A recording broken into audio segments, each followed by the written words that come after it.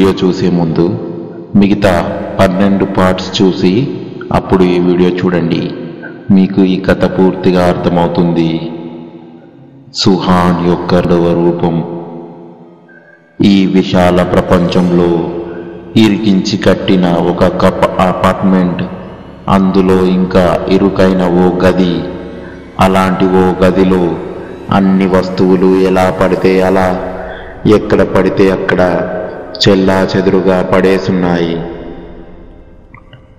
వేసుకునేవి మాసిపోయిన బట్టలు, shoes, తినిపారేసిన chips ప్యాకెట్లు, దాంట్లో దూరి మిగిలిన తింటున్న బొద్దింకలు, ఊదిపారేసిన సిగరెట్ పీకలు, తాగి పడేసిన బీర్ బాటిల్స్తో ఫ్లోర్ అంతా గజిబిజిగా ఉంటే, ఒక మూలన గోడకి అంటించిన మోటివేషనల్ పోస్టర్స్తో పాటు దాన్ని బ్యాలెన్స్ చేస్తూ అర్ధనగ్న చిత్రాలు కొన్ని అక్కడక్కడ దర్శనమిస్తున్నాయి.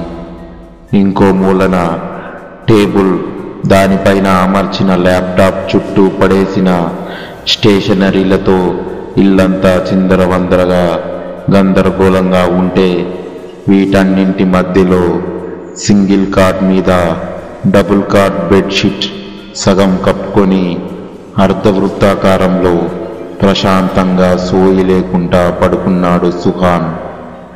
సమయం మధ్యాహ్నం అవ్వడానికి గంట ముందు. ఎక్కడో పెట్టి మర్చిపోయిన ఫోన్ అలుపు లేకుండా అరుస్తూనే ఉంది.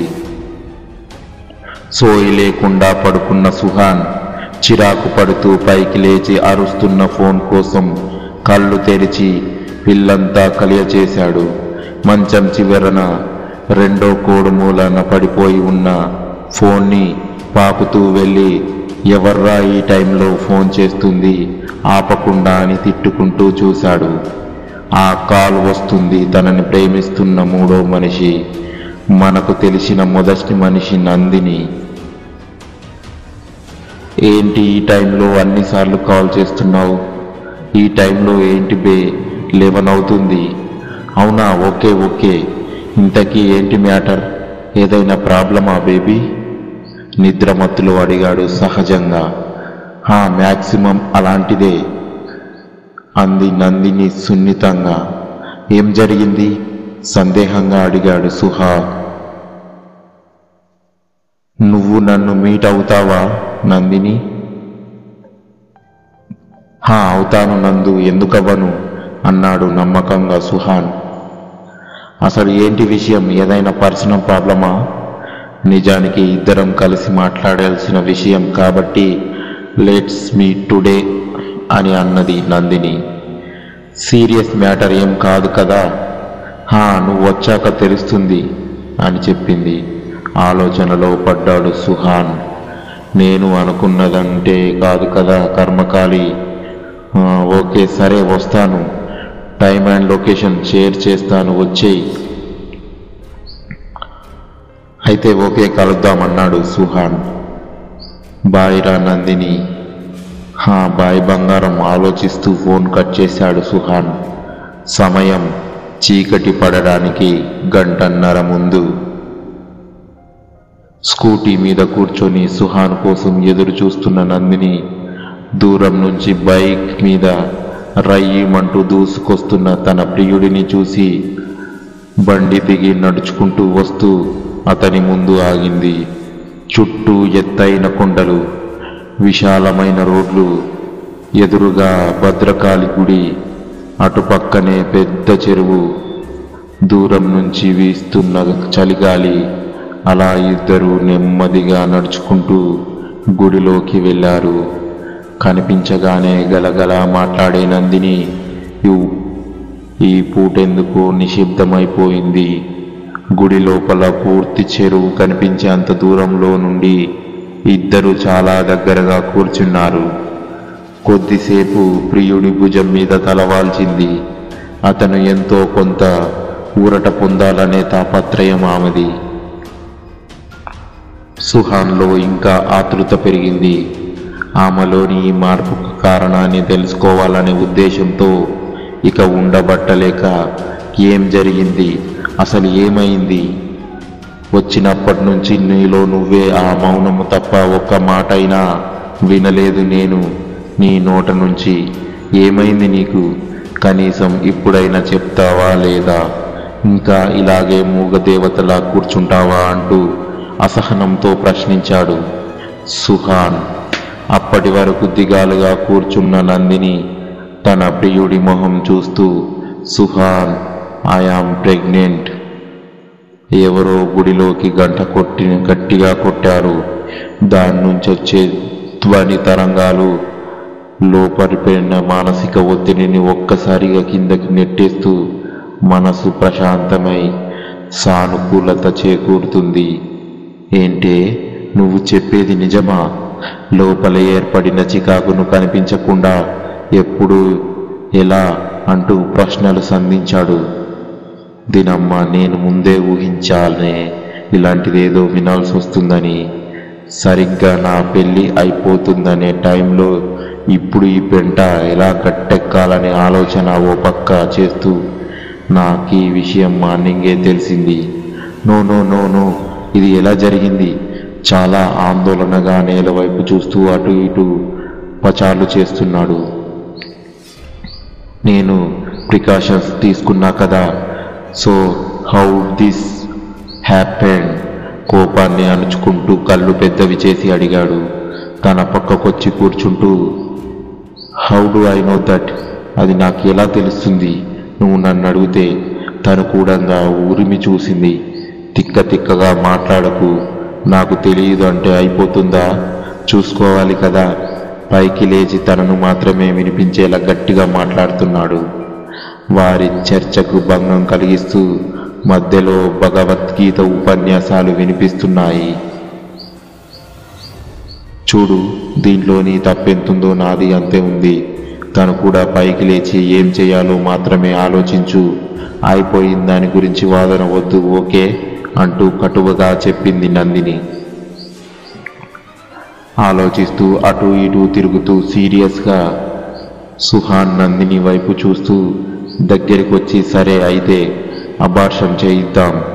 ప్రియుడి నోట వెంట ఆ మాట వినగానే అంగిలం మీద గుగ్గిలం అయింది నందిని. అబార్షన్ చేయించుకునే ప్రసక్తే లేదు. అసలు నువ్వు ఏమి మాట్లాడుతున్నావు తెలుస్తుందా? కోపంగా అతని చొక్కా పట్టుకొని ఏదో అనబోతుండగా ఇంతలో 6 పదులు దాటిన ఆలుమగలు అమ్మవారి దర్శనం చేసుకొని ఖాళీగా ఉన్న వాళ్ళ పక్క బెంచిలో కూర్చోవడానికి వచ్చారు. ఆ పెద్ద అయిన వీళ్ళ మొహాలు చూస్తూ పలకరింపుగా ఒక నవ్వు నవ్వాడు. దర్శనం అయిందా బాబు? హా, అయిందండి, ఇప్పుడే వెళ్ళొచ్చాం. హా, మంచిది మంచిది. ఎక్కడ బాబు మీరుండేది? ఇక్కడే సార్, హన్మకొండలో. అలాగా, మంచిది.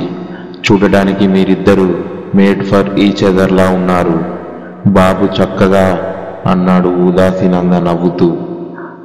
అవునన్నట్టు అతని భార్య కూడా అతనితో కలిసి చిన్నగా నవ్వింది. థ్యాంక్స్ అండి అంది నందిని మొహమాటంగా నవ్వి. Okay, this is not a right A place. మనం డిస్కషన్ వేరే చోట పెట్టుకుందాం, ఓకేనా?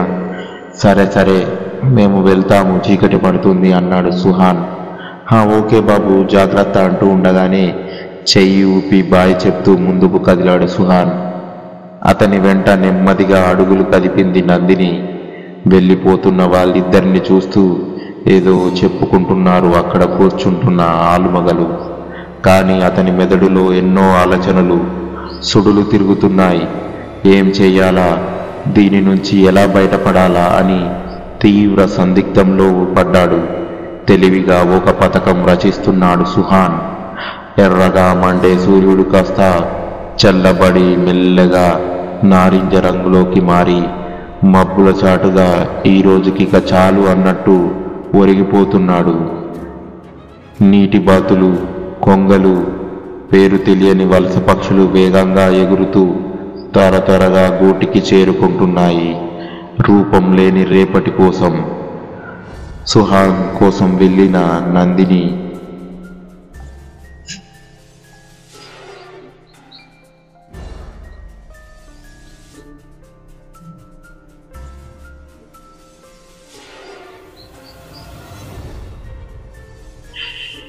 గుడి నుంచి బయటకి వస్తూ వెనుకనే నడుస్తూ వస్తున్న నందిని పక్కకి తీసుకెళ్ళి, వద్దు అంటే ఏమిటి అర్థం?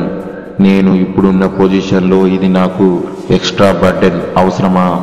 అర్థం చేసుకో నందు, ఇంత ఇమ్మెచ్యూర్గా ఉంటే ఎలా? Try to understand baby please. Abortion చేయించుకోమని ఎలా చెప్తున్నావు నువ్వు? మరి నీ మెచ్యూరిటీ లెవెల్స్ ఇంతేనా?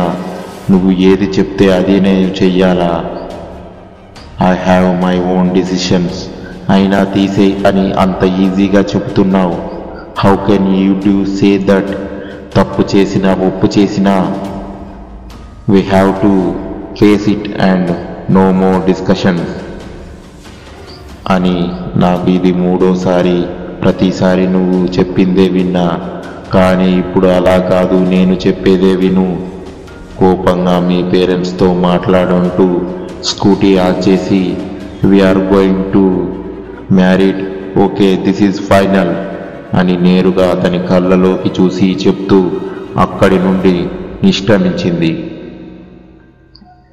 సుహాన్ ఆమె చూస్తూ అలాగే నిలబడిపోయాడు.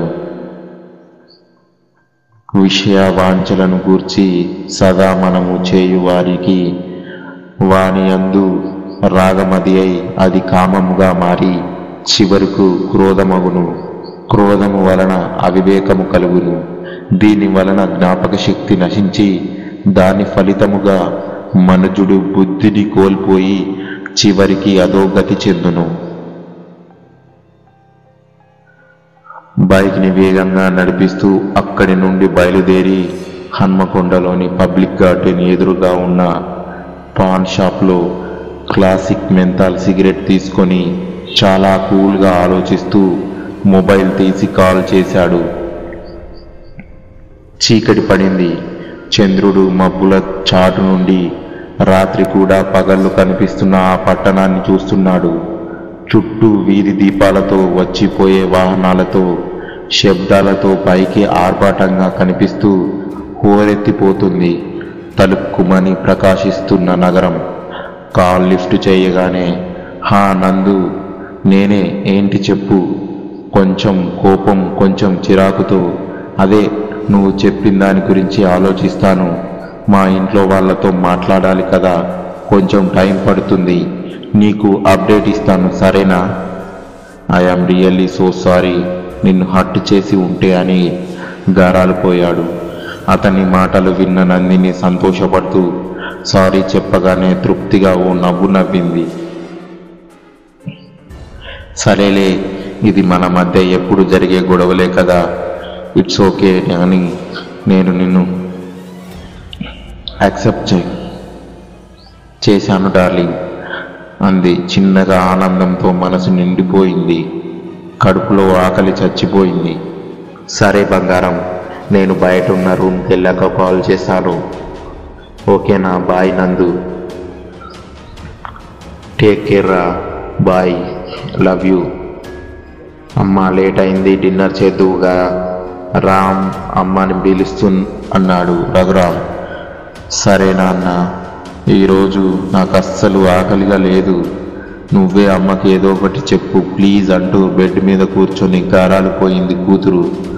సరే ఏం చేస్తాం, తప్పుతుందా? నేను చెప్తాలే అమ్మకు. ఓకే, గుడ్ నైట్ నందు అని రూమ్ లైట్ ఆఫ్ చేసి తలుపు దగ్గరకేసి వెళ్ళిపోయాడు తండ్రి. చల్లగాలిలో నిండిపోయిన గదిలో నల్లటి మందపాటి రగ్గు ఒంటి మీద వెచ్చగా కప్పుకొని నిరాకారమైన రాబోయే భవిష్యత్తు గురించి మృదువైన బెడ్ లైట్ వెలుగులో నిద్ర మానుకొని కలలు కంటుంది.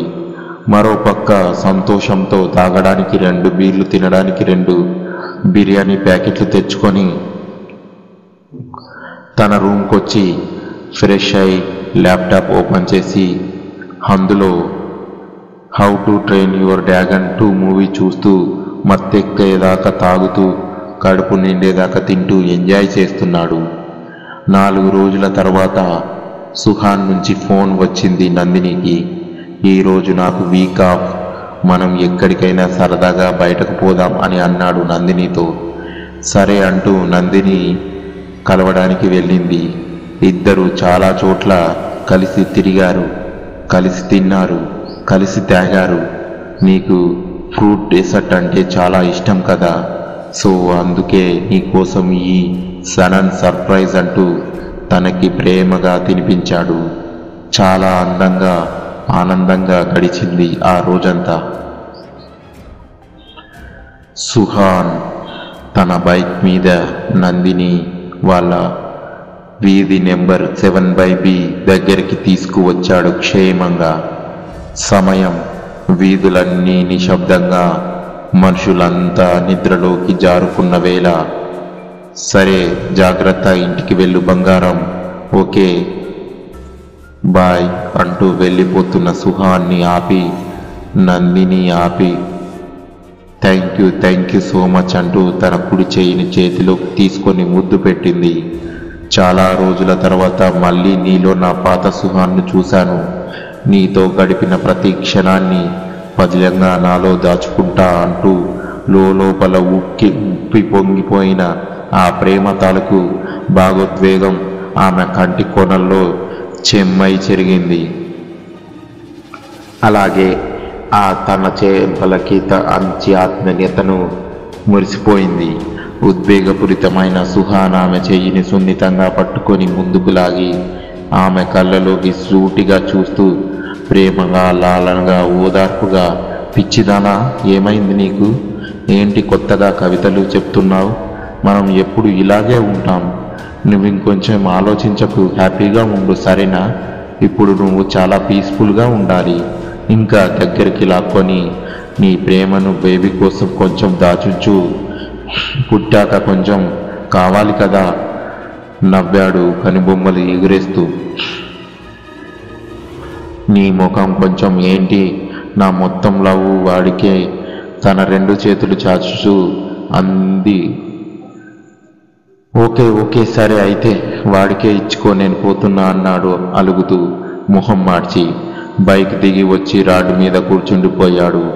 ఆమె ప్రేమగా నవ్వుతూ అతని ముందున్న బైక్ను ఒరిగి అయ్యో బేబీ, మై బేబీ అంటూ తలని గుండెలకు హత్తుకొని నా మొదటి బేబీ నువ్వే కదరా, ఇంకెందుకు అలా అలుగుతున్నావు?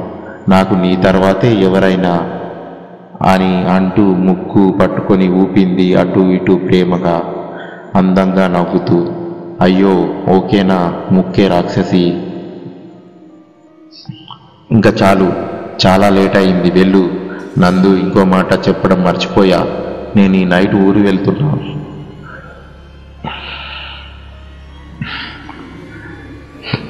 ట్రైన్ ఇంకో 2 గంటల్లో ఉంది అంటూ చేతుకున్న వాచ్ టైం చూసుకున్నాడు. అదేంటి కనుబొమ్మలు దగ్గర చేస్తూ రోజంతా వదిలేసి ఇప్పుడు చెప్తున్నావు అంది. అమ్మకి ఒంట్లో బాగా ఉండడం లేదు కొద్ది రోజులుగా. కొడుకుగా ఇప్పుడు నేను వెళ్ళకపోతే బాగోదు కదా. అవును మరి నాకెందుకు చెప్పలేదురా, నేను ఒకసారి కాల్ చేసి మాట్లాడనా అంది కుతూహలంగా తడబడుతూ. ఎందుకు నందు, మళ్ళీ మాట్లాడితే ఎవరు ఏంటి అని లేనిపోని అనుమానాలు అన్నాడు ఆలోచించి. సరేలే అయితే నువ్వు వెళ్ళి, అమ్మకి బాలేదు కదా, మళ్ళీ ఎప్పుడు వస్తావు దిగాలుగా అడిగింది. కొన్ని రోజులు టైం పట్టొచ్చు, మన విషయం కూడా ఇంట్లో వాళ్ళతో మాట్లాడాలి కదా, నేను వీలైనంత తర్వాత వచ్చేస్తాను సరేనా అన్నాడు వెళ్ళిపోతున్న ఆతృతతో. సరే జాగ్రత్త, వెళ్ళాక కాల్ చేయి, అమ్మకి ఎలా ఉందో చెప్పు సరేనా? నుదుటి మీద ప్రేమగా ముద్దు పెట్టి బాయ్ చెప్పింది నందిని. బాయ్ చెప్పి వెళ్ళిపోతున్న సుహాన్ను వీధి చివర వరకు వెళ్ళే వరకు చూస్తూ అక్కడే ఉండిపోయాడు. అంతలో వెనుక నుంచి అనుకోకుండా ఒక ఆటో వచ్చి ఆగింది. ఎవరా అని చూస్తే అందులో ఉంది సాయి.